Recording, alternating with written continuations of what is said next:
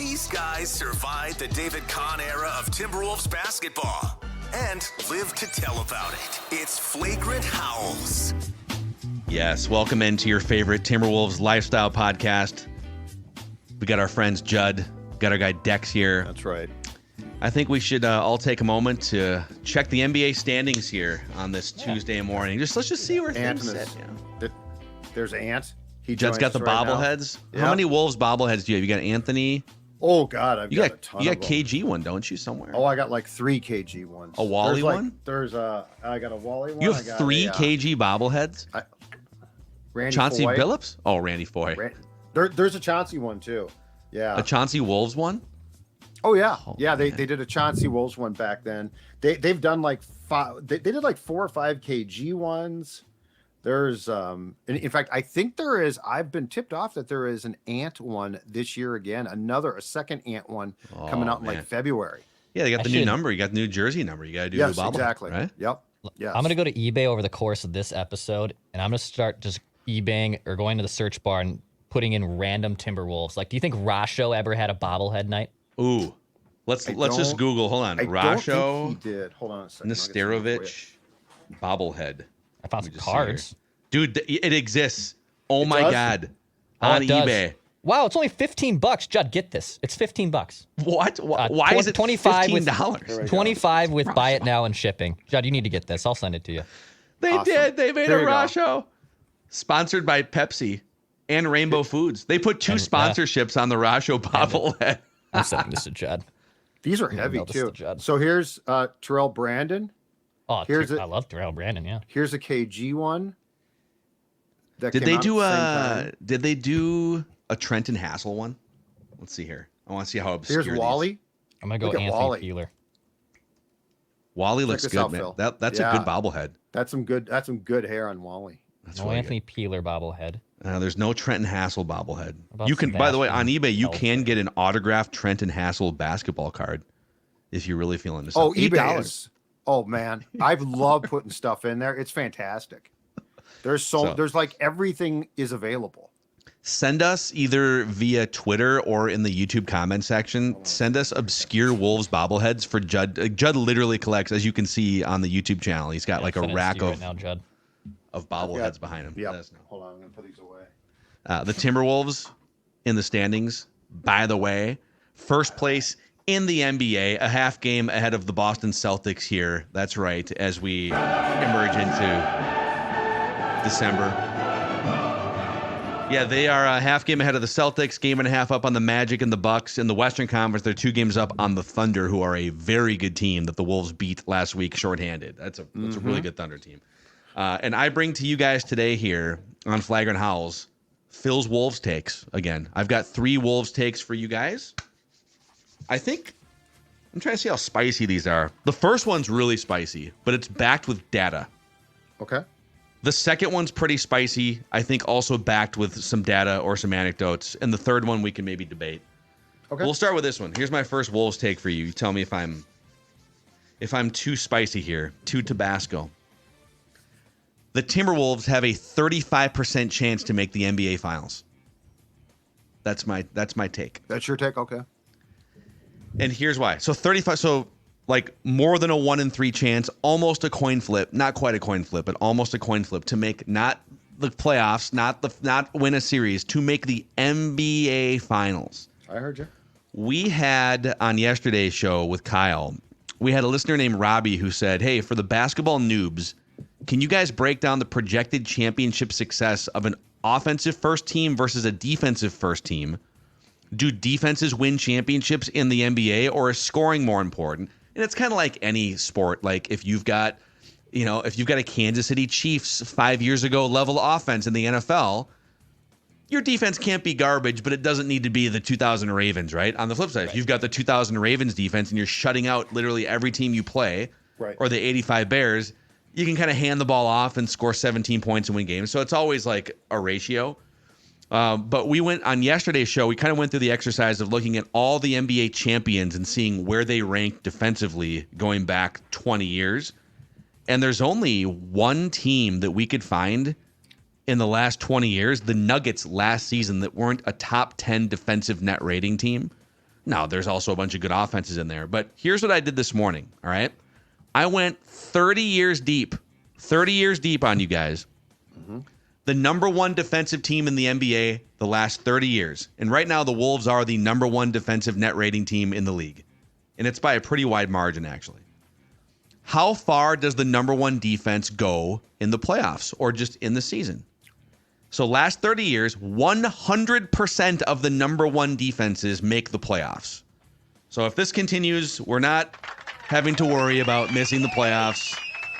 They'd have to fall pretty far for that to happen, right? 87% of the number one defenses advance in the playoffs. So win your first playoff series since 2003, 2004. It'd be great. 68% of the number one defenses make it to the conference finals, which is a place the Wolves have only been once in their franchise history. 35% of the number one defenses make it to the NBA finals, which is where I'm pulling my take. And 23% of the number one defenses win the whole darn thing. So if they remain the number one, if this is what their roots are, if this is what they're, and by the way, like when Anthony Edwards comes back, like there's room to get better on offense too. They're like outside the top 10 offensive net rating. But if this is who they are, the best defensive team in the league, they're going to advance in the playoffs almost assuredly. And there's almost a 70% chance they make it to the conference finals. And there's a pretty darn good chance they go even further than that. Okay. So I don't want to get too out. Well, they got to stay over healthy, our skis here. Yeah, but yeah. I hear you. So I'm watching the game against the Hornets on Saturday, and I can't get my head around the fact that I can't realize that they're good. So like it's really weird for me Wolves to think, PTSD. Yep. Well, but it's weird because first of all, being scarred but by the Wolves is absolutely the correct thing, because I mean it's not just like a bad 5-year run. It's been a bad basically history. But the other thing is then you realize, and I think this is the fun thing, when they start to either come back, pull away, whatever, and you expect them to lose, the fun thing is, oh yeah, no, they are good. Like this makes sense. Like there have been how many teams and times, and I'm not talking just Wolves, I'm talking probably Vikings, I'm talking Wild, heck, Twins at times. Have they had good seasons? And you're always like, enjoy this season. This team seems to be good overall, better than most of its opponents. And for me, it's not even PTSD, because it's not like, oh my God, now they're really not good. It's like, it's a different way of thinking about the Timberwolves. Well, it's called professionalism, right? Like it's maturity, it's professionalism. Well, I just looked this up because these games against garbage teams, and they've got 2 more of them here in Wednesday, San Antonio, and then that's a home game on ESPN, I believe. And then you got another game against Memphis.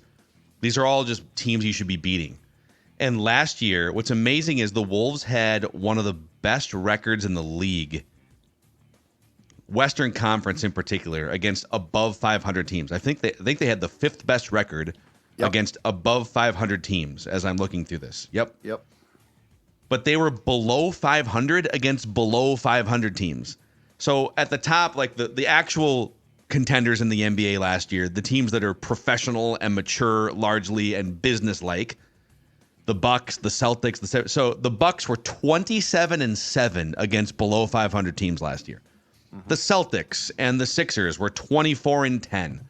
The Grizzlies were 27-8 against bad teams. The Cavaliers, who weren't even a contender really, the Cavaliers were 30-5 against below 500 teams. I'll give you one more. The Nuggets, 24-11, right? The Wolves were 17-18, below 500 against below 500 teams. This year, 7-2 to start the season against the worst teams in the NBA. Yeah. So sometimes those games can be quiet arenas. Like, dude, that game against the Jazz. I was at that game against the Jazz on was it Thursday night last week, and coming off 2 days earlier, the game against Oklahoma City at home, where that's the game Ant got hurt, but they were down by like 9 or 10 at the end of the first quarter. But the crowd was going crazy for 2.5 hours. It was energy. It was emotion. They came back. The defense was top notch. But that's against one of the best teams in the Western Conference. 2 nights later, the Jazz are coming in. Bunch of players are injured. You're favored by a bunch of points. Anthony Edwards is out. The vibe isn't the same. Right. Those are the games you have to just manufacture it, right? And they historically have had a hard time doing that. So to your point, just manufacturing the professionalism and the energy needed to beat the bad teams is one of the biggest things this team can do to take a step forward. And they have so far.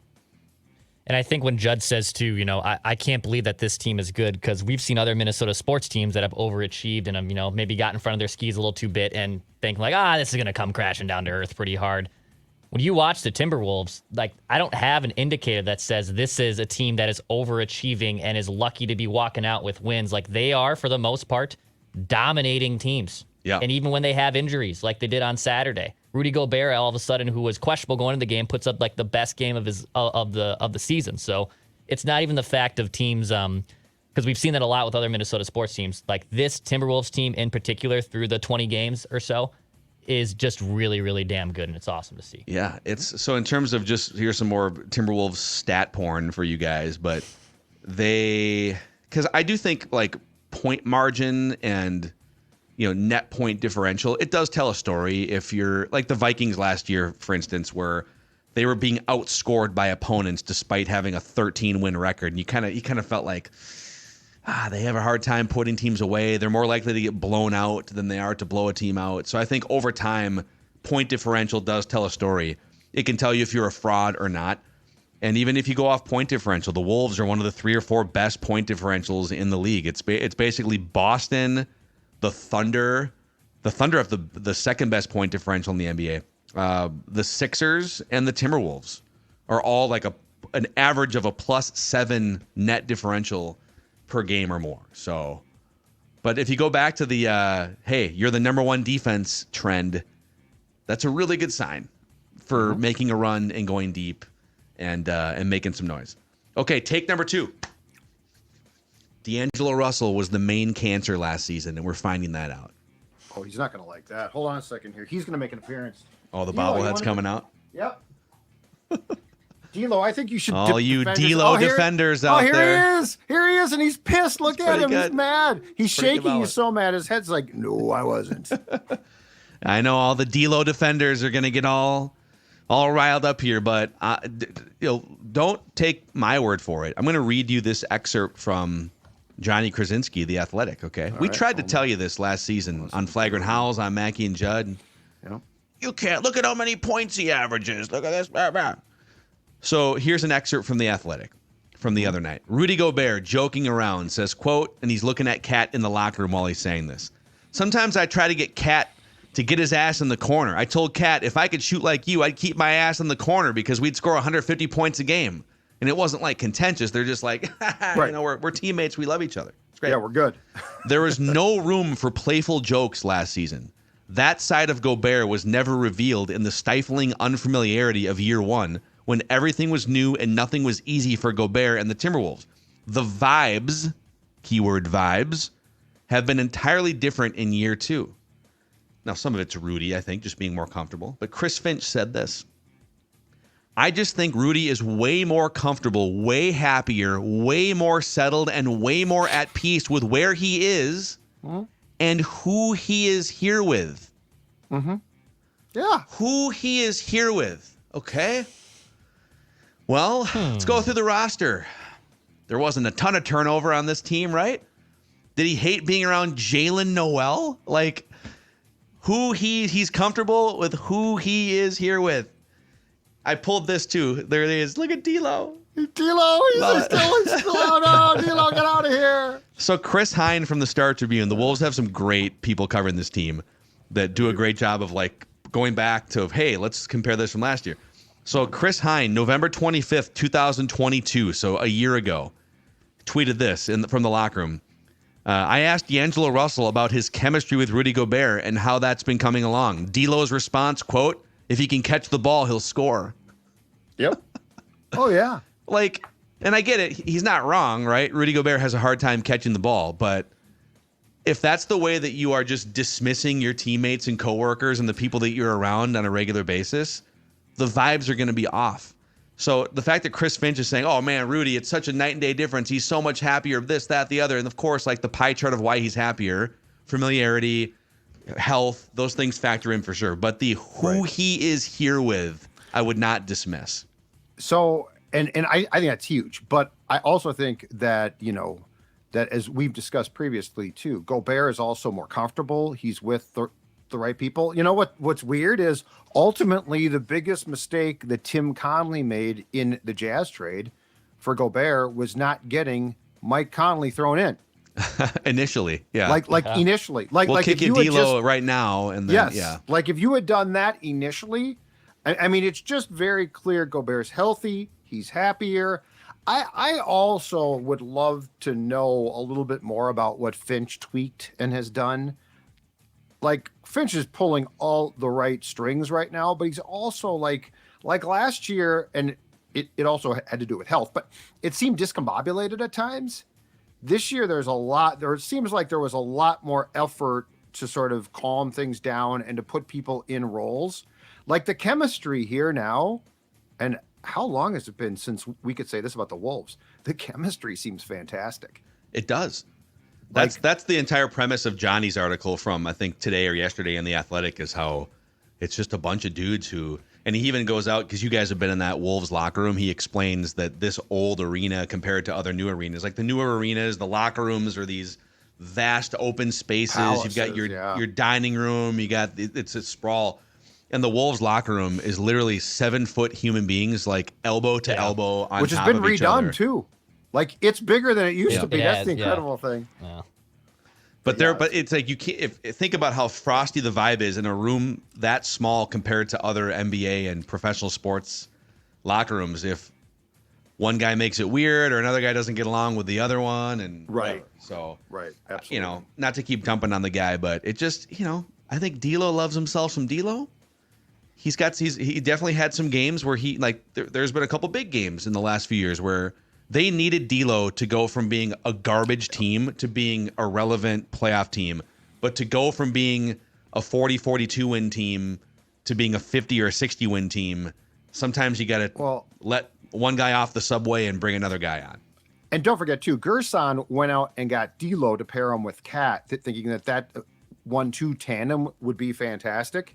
And then they sort of put D'Lo into this weird situation with Gobert, in which it wasn't too hard to predict it was going to be bumpy, and it didn't work. So again, once when they basically were able to break up what Gerson had thought was going to work, that to me unclogged things, right? And by the way, too, on the Conley front, in terms of like just being an adult and being a floor general, NBA University tweeted out a couple days ago the alley-oop connection standings, and the second most prominent alley-oop connection in the NBA is Conley to Gobert, tied with Cat to Gobert. So these guys are doing a good job. Like, so he doesn't catch passes very well when you rifle a bounce pass in the lane or you throw a quick transition pass. But you know what he does? When you throw a lob up near the rim, those hands are a second backboard, man. Like he's just because he's up there. You got to know how to work it to him, and Mike Conley does. Exactly. So, take number 3 here. My final. It's a little quick episode of Flagrant Howls for you guys today. Final Wolves take presented by our friends at Zero Res. In fact, here's a take for you. If you don't get your carpets cleaned by Zero Res, you're an idiot. Okay. Wow. You should contact our friends at Zero Res. Look at Declan. There we go. God, I was trying everything I could to get focused, and I was just going back in and out. I was like doing my Collinsworth Slido. Sometimes that camera gets a little blurry, and you can't figure out what to do. Do you go in? Do you go out? Which way do you want to go? Do you go to Zero Res, or do you call them, or do you go to the website? So here's what Zero Res does. They'll clean your carpets. They'll deep clean your home so you don't have to do it yourself leading into these holiday gatherings, all right? You're tracking stuff around. This is a great time for the deep clean to get your house fresh the way that you want it here. 3 rooms, 0 resified. When you go in and call 952-0-RES or go into the website, zeroresminnesota.com, 3 rooms, 0 resified, starting at just $129. But you got to ask for the Score North special to get that deal. Ask for the Score North special at zeroresminnesota.com. or 952-0-RES. Spell it forward or backwards, it spells the same. 0-RES. Take number 3. Final take here. Phil's Wolves takes. The NBA in-season tournament was a brilliant idea. And I've heard some, this there's always cantankerous people that don't like change and, this is dumb. Why are we doing this? The people that think the in-season NBA tournament is dumb don't even care about November and December NBA basketball anyways. No one, it's NFL season largely. The NBA said, okay, most people think our season starts on Christmas. So what can we do from November 1st through Christmas to make this thing more interesting? And I don't know if you guys saw highlights of the Pacers win last night at home, but dude, that arena, the roof is blown off the arena and players are celebrating. I was gonna say the players were. I saw the players celebrating. Yeah, players are bought into it. So they took something nobody cares about and they injected emotion, passion, and drama. And I think other sports could probably learn a lesson here. How can we look at this thing a little bit differently and make a 2-month chunk of our season more interesting? Beyond the courts being colored in a weird way for some of them, what's the downside to it? That's what I can't figure out. I'm fine with it. It's fine. It's different. It's different. In my opinion, 2 options. One, try and create an interest where it ordinarily probably does not exist. Or 2, ideally, and this is never going to happen, shorten your season. Okay, 2 is out because that's going to cost you cash and you're not going to give up cash. So I'm fine with 1. The one tweak that I would like to see made, I would like to see somehow the top 2 teams or champion awarded with some type of playoff guarantee of some sort. Yeah, to up the stakes a bit. You're guaranteed the 6. You're guaranteed to avoid the play-in or something. Okay, yeah, just something to make it more fun because I actually like this. But I think it would draw even more interest if there was some type of spring implication for the playoffs. I also think branding wise, can we call it? Because they call it the trophies the NBA Cup, right? Or something. Call it the NBA Cup. Yeah. Call it branding wise, the NBA in season tournament is the most vanilla brand. Call it something, put a little spice in there, okay? Put out the NBA Cup, name it after someone, I don't care, but the NBA in-season tournament. That's it. That's our branding. Someone said that and said, that's it. That's it. Stamp it. I bet it changes. What should we call it? I bet it changes. I bet it changes. I bet you that internally, this was all a bit of a test case. And I think it worked out. So I bet you it's going to get a name, and that they're going to make some tweaks. I just think it would be fun to put some playoff oomph to it. I think it doesn't have to be huge. I agree with both of you. I think renaming it the NBA Cup would be great. In soccer, you got the FA Cup, you got Champions League, I guess. Right, but you can give it a cup, a more fun, sexier type cup. Title. Yeah, called the Cup. Even World Baseball Classic. I even like that. That's fine. Yeah. That's also fine. Yeah, the NBA Classic. We'll do a brainstorming session. I wonder if they wouldn't use Cup because of Stanley Cup. Oh, yeah. No, I think you're fine. Soccer leagues use Cup, Yeah, true.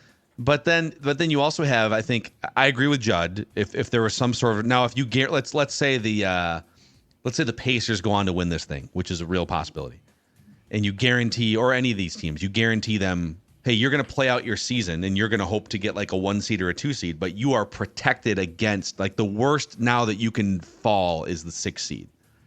Would that then de-incentivize the rest of the? I don't know, but I'm with you. Some sort of prize of a team prize of, okay, we're in, now we can hone this. But what also makes it fun is it helps validate some of these fun stories early in the year where, the Pacers look like they're taking a big step forward. Halliburton, interesting players. It's now you're seeing it. They go in, they beat the Celtics in the quarters, and now you're watching these teams sort of, as opposed to, the Pacers played a game on a random Tuesday against the Celtics. 100%. Yeah. It adds some more flavor to it. Yeah. And then you get tonight, you get Lakers and Suns on TNT. That ain't going to be a load management game with the in-season. That's a game that in previous years I could see Durant sitting out or something, right? Mm-hmm. But now you're going to get LeBron versus Durant with something on the line in the beginning of December. It's fun. Two things. Did the not weird? Did the convoluted system at the end to decide who gets in and doesn't, as far as like points go and stuff like that? Did that bother you at all, Phil? I mean, it's not care? that much different than like the World Cup where you got pool play and there's a point system and there's gold. I mean, it pretty much was the World Cup system, right? Where there's like, you get 3 points for winning, you get a point for a draw, and then there's a goal differential tiebreaker. But didn't it get more convoluted than that, or no? Yeah, I feel like it got a little messier because with basketball, there's hundreds of points being scored, and in soccer, there's 2. So it got convoluted in part because like the point differential, instead of it being, you got to go beat Ghana by 2 goals, it's you got to go beat the Pelicans by 41. Right. Yeah. and it incentivized teams to run up scores, which teams traditionally don't want to do necessarily. But I mean, I don't know. I care about that. The other thing I think that they're going to have the other thing I think is going to become an issue that we have seen is this though. If you're a good team, there's some incentive to necessarily lay off the gas a little bit, because the Wolves, for instance, so what we're talking are getting the Spurs. Great. But my point is, I wonder if that's going to become a talking point. Like right now, it's all new, right? So like it's all new, and we didn't really know how this was going to play out. I wonder in a couple of years if they're going to have an issue with some teams laying off the gas, because they're like, hold on a second, we can advance. And this is why I think the stakes need to go up. I think the stakes need to incentivize you to really say, we're either guaranteed like a playoff berth, or to your point, a 6 seed, or round. But something. So, because like the Wolves are actually being rewarded for what they did, because you're going to get the Spurs, which is obviously an incredibly favorable game given the Spurs are terrible. Yeah, and I bet if you asked the Timberwolves, hey, would you rather get 2 quote unquote easier games against the Spurs and the Grizzlies, or would you rather be in the semifinals in Vegas playing, the Lakers? You think they take the easier game? I don't think so. I take the easier games. Well, of course you would. Games. You're Judd. But you don't think that like Anthony Edwards would want to win the NBA? I think Cup? Ant might, but I think from an organizational standpoint, you're certainly not fretting about this. Yeah, I will say like if the main goal is to get the 1 seed, you're 100% right. It's actually better for the Wolves to not be in the. I just like to troubleshoot. That's what I do, you guys. I troubleshoot. I'm troubleshooting because I'm with you. I like this. Yeah, I think it's a cool idea.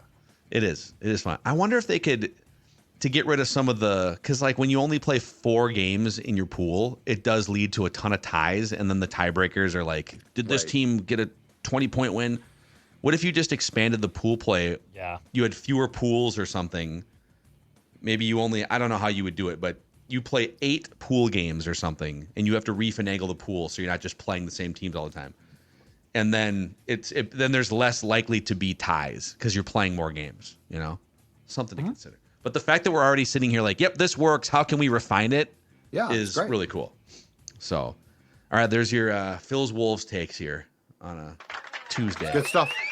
Thank you. Excellent stuff. Tomorrow night, Spurs.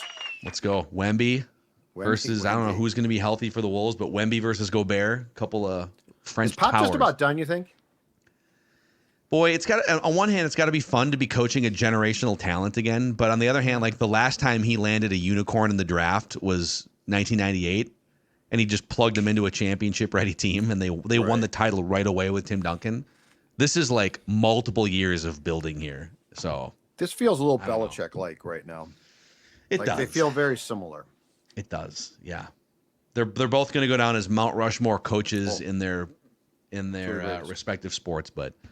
Yeah, it's not looking too good. So, hey, if you guys could hit the like button and the subscribe button on the Score North YouTube channel, and if you could give us a 5-star rating and a positive review on the Flagrant Howls podcast feeds, Apple and Spotify, you can help us spread the word about this Timberwolves lifestyle podcast. Kyle back in a couple of days.